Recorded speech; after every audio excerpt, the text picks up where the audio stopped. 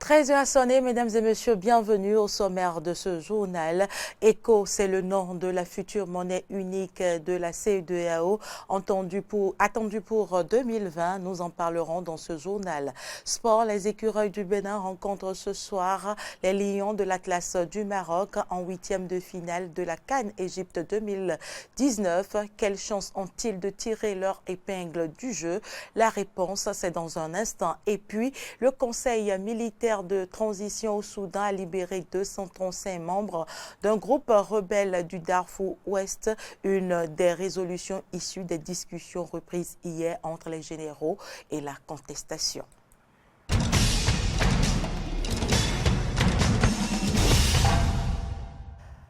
Merci pour l'attention. La création de la monnaie unique de la CEDEAO, un projet depuis les années 80, sera-t-elle enfin une réalité en 2020? En tout cas, les chefs d'État réunis le samedi 29 juin 2019 à Abuja ont entériné ce calendrier et se sont entendus sur le nom ECO. Quels sont les critères qui fondent la création et l'adoption d'une nouvelle monnaie pour la sous-région? Quels sont les éléments sur le marché financier sous-régional et internationales qui permettent de fixer la valeur, les taux et rapports avec les autres devises? Réponse à toutes ces interrogations avec l'économiste Stéphane Torra. Il est au micro de Carnot François Roumbadé-Rinto et de Fiacre Voitan. Le nom ECO, ce n'est pas actuellement que c'est adopté, c'est depuis 83 que les gens courent autour de ce nom ECO et ECOWAS là. ECO, ils ont pris l'ECO pour pouvoir fédérer tout le monde autour de la monnaie unique. Ils ont retenu essentiellement trois critères de convergence. Le taux d'inflation qui ne devait pas dépasser 3% du PIB et l'inflation même qui doit être inférieure à 10%, et puis une réserve d'échange qui couvrirait à peu près 3 mois des importations. Une monnaie a de la valeur lorsque celle-ci est adoptée et acceptée dans un milieu donné. Par rapport à ce qu'il faut faire pour que la monnaie garde sa valeur, ce n'est que le travail, ce n'est que la production. Maintenant, le critère d'échange, les autres critères pour la convertibilité, pour les échanges, ça dépend de la politique monétaire. Et cette politique monétaire est détenue actuellement par l'agence monétaire ouest-africaine qui regroupe les 8 banques centrales de la sous-région, c'est-à-dire la BCAO, plus les autres banques centrales des pays qui ont déjà une monnaie unique. Et les gens sont définis, des critères, ont défini les comités, les organes pour pouvoir suivre cette monnaie ECO qui est pratiquement en création. Ouverture ce jeudi à Cotonou des travaux préparatoires de l'Assemblée générale de l'Agence pour l'assurance du commerce en Afrique. Cette rencontre vise à réfléchir sur les opportunités d'investissement au Bénin, en particulier et en Afrique de l'Ouest. C'est le ministre des Finances du Bénin qui a présidé les travaux. Horacia Djodji, Fiacre Voitan pour le point. La table ronde internationale des investisseurs se tient en prélude à l'ouverture de la 19e Assemblée générale annuelle de l'Agence pour l'assurance du commerce en Afrique, ACA. Elle réunit des investisseurs étrangers, les membres du secteur public, les banques, les assurances pour discuter des meilleures opportunités d'investissement pour le développement du Bénin et de la sous-région ouest-africaine. Le choix du Bénin est surtout porté par son dynamisme économique et surtout le caractère innovant que le gouvernement, notamment par la voix du ministre des Finances, a mis dans le développement du pays. Comme vous savez, le ministre a été récompensé il y a quelques semaines par le prix du meilleur ministre des Finances en Afrique. Donc c'est vraiment en droite ligne de cette capacité d'innovation. Le ministre des Finances, à l'ouverture des travaux, n'a pas manqué d'exprimer ses sentiments de satisfaction pour le choix porté sur le Bénin. Il a par ailleurs plaidé pour que les discussions soient axées sur l'implication du secteur privé dans certains domaines en pleine innovation. On ne peut être que satisfait de l'intérêt que vous portez d'abord pour l'agence, dont d'année en année, le nombre de participants donc à ces travaux annuels s'accroît, mais surtout satisfaction que Vous reconnaissez que les efforts de transformation structurelle engagés au Bénin depuis 2016 portent leurs fruits. Nous le voyons dans l'appréciation que vous portez sur l'économie du Bénin, nous le voyons dans les échanges que nous avons depuis quelques mois, et votre présence ici ce matin, pour nous, est vraiment une marque de satisfaction. S'il y a un seul élément que je voudrais vous demander de porter au cœur de vos échanges, c'est que comment faire pour que le secteur privé puisse s'impliquer davantage dans les secteurs structurants que sont les infrastructures, l'agriculture, l'énergie. La 19e Assemblée générale annuelle de l'ACA s'ouvre ce vendredi 5 juillet 2019 à Cotonou. L'agence a été créée en 2001 avec le Bénin comme premier pays membre de la sous-région ouest-africaine. La presse universitaire était en formation dans la matinée de ce jeudi 4 juillet sur les principes de protection des clients face aux institutions de la microfinance. Une initiative du journaliste Aristide Setti qui a reçu le soutien de l'honorable Claudine Afiavi-Prudencio. Elle vise la promotion des bonnes pratiques dans ce secteur. Reportage. Plus d'une centaine de journalistes issus de Radio Univers, des mensuels Le Héros et Le Révélateur sont outillés ce jeudi 4 juillet 2019 sur les principes de protection des clients. Ils sont appelés désormais à différencier les systèmes financiers décentralisés, SFD, agréés et non agréés, savoir faire usage des mécanismes de recours, décourager la fraude et promouvoir la transparence, puis sensibiliser sur l'emprunt responsable. Pour le chargé de la formation, Aristide Setti, plusieurs raisons explique l'attention portée sur la protection des clients des institutions de microfinance. L'objectif principal, venir sensibiliser les autres confrères, collègues, consoeurs qui n'ont pas encore l'information sur la protection. On ne peut pas aujourd'hui se permettre de créer, d'ailleurs une seule personne ne crée pas une institution financière. Donc on ne peut pas se permettre aujourd'hui de laisser ce phénomène-là persévérer comme ça. On voit aujourd'hui une affaire comme ICC Service qui a perduré, qui a causé beaucoup de dégâts au sein de la population. On en a connu encore la justice aux trousses de certaines personnes aujourd'hui. Donc notre devoir aujourd'hui maintenant, c'est d'arrêter la saignée à la base. Et on a demandé aux collègues journalistes, ils sont suffisamment outillés ce matin et nous allons continuer cette sensibilisation. Les responsables de ces organes de presse universitaires n'ont pas manqué d'exprimer leur satisfaction.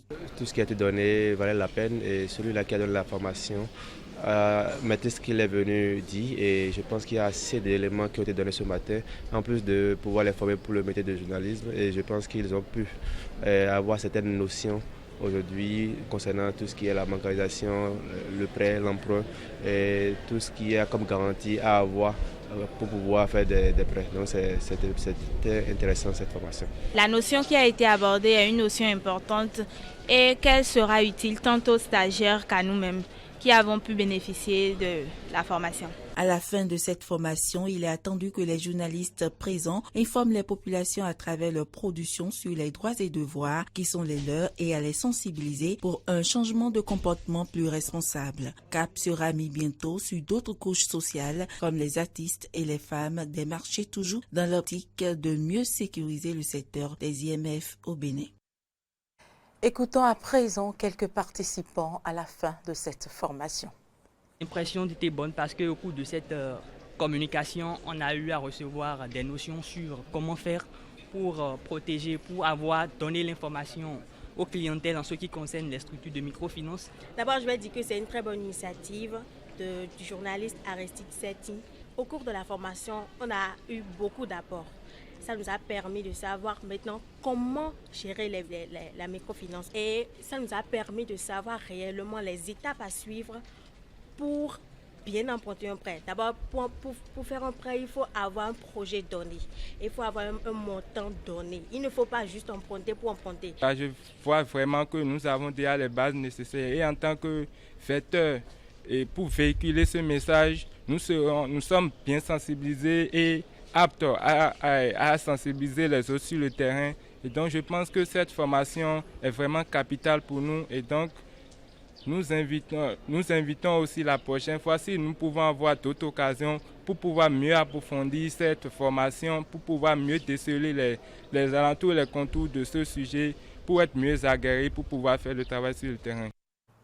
Les élèves et écoliers sont en vacances au Bénin alors que certains s'adonnent à de diverses activités ludiques, d'autres sont à la recherche de l'argent. Horacia Djodji et Fiacre Voitan sont allés à la rencontre de cette dernière catégorie de vacanciers. Suivez ici leur reportage. Les jouets, le téléphone pour les enfants. Julien, élève en vacances, vient d'obtenir son brevet d'études du premier cycle BEPC. Pour occuper son temps de repos, il s'adonne à la vente à la sauvette dans les feux tricolores à Cotonou. Comme lui, ils sont nombreux à prendre d'assaut les feux tricolores, les mâcher pendant les vacances pour y vendre de l'eau, des condiments et autres articles. Pour faciliter la rentrée prochaine, j'ai proposé à faire des petits jobs pour trouver un peu d'argent pour payer la contribution et payer la fourniture. J'ai choisi de faire ce job pour aider ma maman. Pour la contribution, la fourniture, tout et tout. Mon kaki, mes chaussures. Aider les parents à préparer la prochaine rentrée scolaire est la principale raison qui pousse ces écoliers et élèves à sortir tôt de la maison, des occupations auxquelles ils se livrent depuis des années. Je quitte à 7 h, puis je rentre à 19 h. J'ai l'habitude de faire ça depuis 5 ans. Ça fait 2 ans que je fais cette habitude. Des activités rémunératrices de revenus qui leur permettent d'atteindre leurs objectifs. Oui, des fois je gagne au moins 5 000 par jour, des fois je gagne 2 000 par jour. J'arrive à gagner de l'argent et j'arrive aussi à cotiser. Je gagne au moins 1 500, 1 000 francs, des fois 700.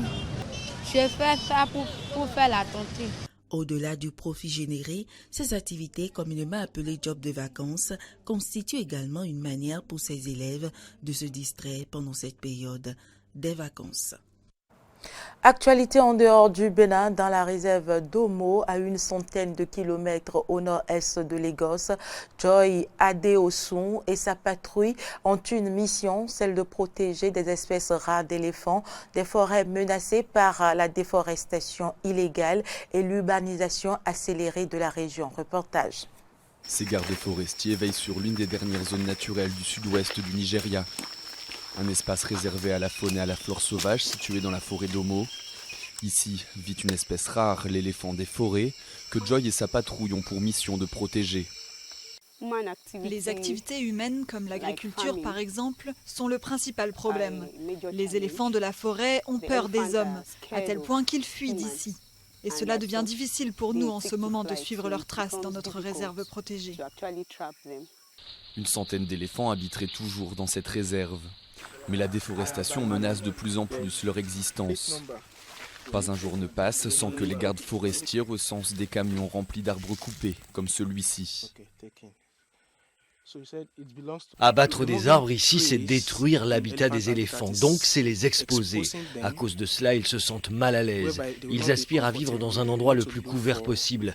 Cette déforestation amène donc les éléphants à abandonner leur base originelle et à se déplacer vers d'autres points.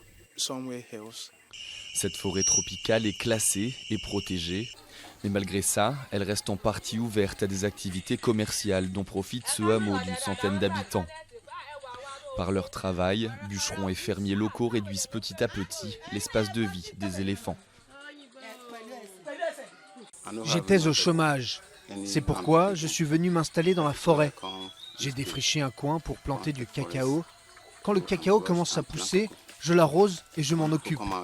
Et ainsi, quand il est mûr, je le récolte moi-même et je le vends. Donc la culture du cacao ici, c'est mon seul moyen pour nourrir ma famille. Protéger l'animal sans se mettre à dos les villageois, le défi est de taille pour les gardes forestiers.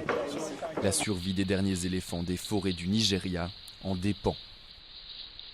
Bijoux Touareg, couverture tissée, calebasse, talisman, le centre culturel franco-nigérien et le musée national Boubou Hama accueillent dans le cadre du sommet de l'Union africaine à Niamey une exposition J'y arrive inédite, Trésor du Niger, mettant à l'honneur le patrimoine culturel du pays jusqu'au 31 octobre. Reportage.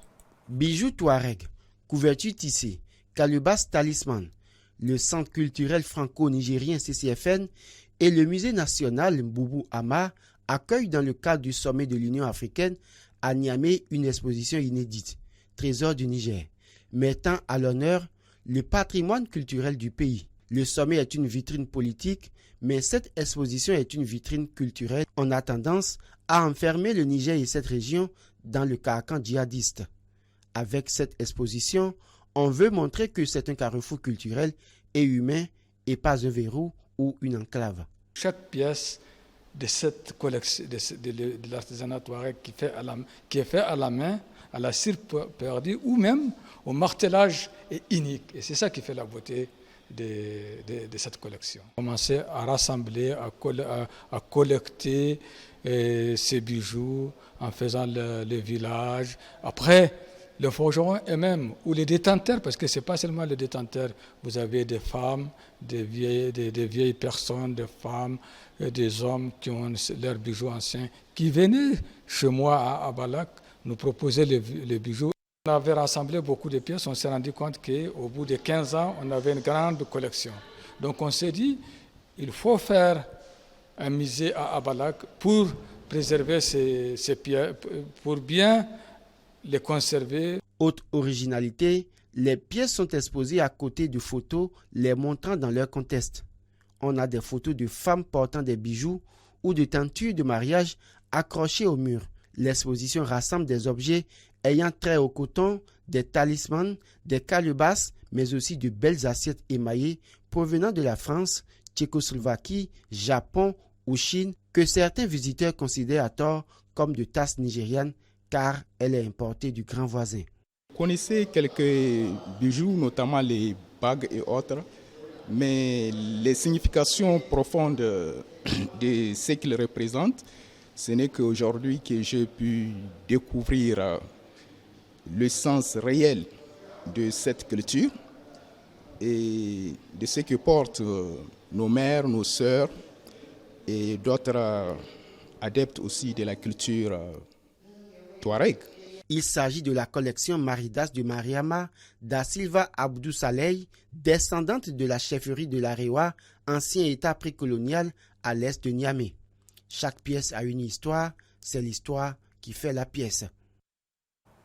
Le président de la Commission de l'Union africaine, Moussa Faki Mahamat, qualifie d'historique le sommet de l'Union africaine de Niamey qui doit lancer la zone de libre-échange continentale africaine. Selon l'UA, la zone a pour but d'augmenter le commerce intra-africain de 60% d'ici à 2022. Certains redoutent toutefois la mort des petits producteurs industriels et agricoles qui seraient submergés par les importations moins cher.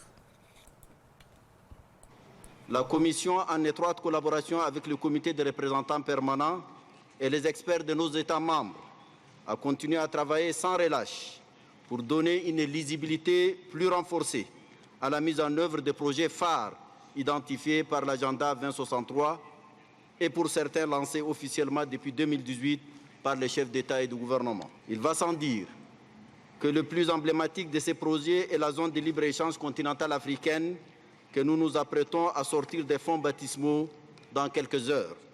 Il s'agit là d'une remarquable réalisation qu'on peut même qualifier d'historique, dans laquelle se sont investis, dans un inégalable dévouement, la Commission de l'Union africaine, les ministres du Commerce, les communautés économiques régionales, nos partenaires traditionnels, et une batterie d'experts mis à la disposition par... Au premier jour des reprises des négociations entre les généraux et la contestation au Soudan, le Conseil militaire de transition libère 235 membres d'un groupe rebelle du Darfour, l'armée de libération du Soudan. Il s'agit d'une faction qui fait partie de l'ALC, Alliance pour la liberté et le changement, fer de lance de la contestation. Sport pour mettre un terme à cette édition, les écureuils du Bénin affrontent ce soir en 8e de finale les Lions de l'Atlas du Maroc. Si au terme des matchs de poule, les écureuils ont totalisé 3 points, le Maroc quant à lui en a totalisé 9. Une différence qui peut faire craindre. Mais au vu de la prestation de l'équipe nationale béninoise pour cette 32e édition de la CAN, peut-on espérer une victoire? Élément de réponse dans ce reportage de Laurent Roland Toneikes et de Damien Pedro. Le Bénin est qualifié pour les huitièmes de finale de la 32e édition de la Coupe d'Afrique des Nations CAN Égypte 2019. Une qualification obtenue au prix de lourds efforts fournis par le 11 national qui a totalisé 3 points après 3 matchs nuls, 2-2 face au Ghana, 0-0 face à la Guinée-Bissau et 0-0 face au Cameroun. Une fois l'euphorie passée, il faudra faire face à l'enjeu de ce vendredi 5 juillet 2019. Un match face aux Lions de l'Atlas du Maroc qui ont totalisé 9 points après 3 victoires pour les matchs de poule de cette CAN Égypte 2019. Une victoire du Bénin est-elle possible face à cette équipe? Les citoyens béninois y croient. C'est vrai que le Bénin n'a jamais battu le Maroc, mais aujourd'hui, nous avions vu le Bénin tenu dur devant le Cameroun, tenu dur devant le Ghana. Et donc, le Bénin peut faire le miracle. Je pense que battre le Cameroun, ce n'est pas quelque chose d'impossible. Le Bénin a joué. Le Bénin d'aujourd'hui n'est plus le Bénin d'antan. Des qualités pour l'équipe béninoise, ça ne manque pas, rassure également ses citoyens. L'écurie d'aujourd'hui n'est pas l'écurie que le Maroc a à battre entre temps 6-0, 2-1, 3-0. On est confiant et la suite nous donnera raison. Nos joueurs se comprennent sur le terrain, ils ont le talent. Ils ont la possession de balles. Nous y croyons, le Bénin va passer cette étape, nous amener en quart de finale. Toutefois, le Bénin et le Maroc, c'est 5 confrontations gagnées par les Lions de l'Atlas. La dernière remonte au 13 novembre 2014 en match amical gagné par le Maroc 6-1. 8 joueurs de l'équipe actuelle ont disputé ce match. Côté marocain, Mehdi Benissia et Noureddine Amraba, qui ont contribué à cette victoire pour leur pays il y a 5 ans, sont encore là. Mais il faudra se rappeler des propos du ministre Oswald Omeki il y a quelques semaines à Cotonou face à Jacques Anouman, président de la Fédération ivoirienne de football. Le Bénin qui prenait 4-0 à la première mi-temps, c'était le Bénin d'avant. Parce qu'il fait 1-0 contre l'Algérie à 10. Et en match de préparation, il bat la Guinée 1-0. Des propos confirmés justement par les écureuils du Bénin quelques jours après cette déclaration du ministre. En effet, comme une revanche, ils ont battu la Mauritanie en match amical 3-1, le même score qui leur avait été infligé en 2014 par la Mauritanie. Le match de ce vendredi 5 juillet 2019 est également une revanche pour Michel Dussuyer qui, entraîneur de l'équipe nationale, a subi une défaite de 3-1 le 20 août 2008. Un défi donc pour toute l'équipe, surtout avec les différentes promesses faites par les dirigeants du football béninois. Et tout comme le ministre Oswald Omeki, nul ne devra désespérer. Il est possible d'y croire.